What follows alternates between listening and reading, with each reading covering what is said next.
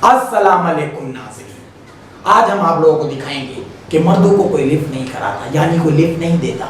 तो आज हम इस वीडियो में दिखाएंगे कि औरतों के साथ क्या होता है, मर्दों के साथ क्या होता है। आइए चलिए।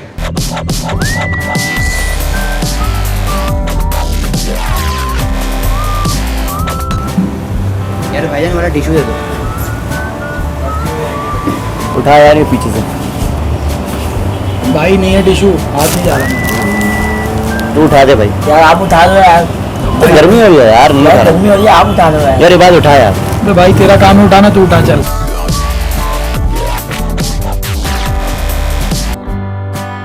शॉपकीपर कोई है? जी भाई बोले। आप मुझे बोले। अरे मैं डील कर रहा हूँ ना यार। भाई तू छोड़ दे, तू अपना काम तुझे तो गर्मी लग रही थी। तुझे गर्मी गलत लग रही समझ रहा है तू, तू, गलत समझ रहा है। तू चुप रह अभी। बाजी आप ये पिज्जा खा, आप पिज्जा अरे यार तू काम कर यार, मैं डील कर रहा ओ हूँ। भाई मैं कर रहा हूँ ना यार, छोड़ दे। एक्सक्यूज मी, आप लोग लड़े में जा रही हैं।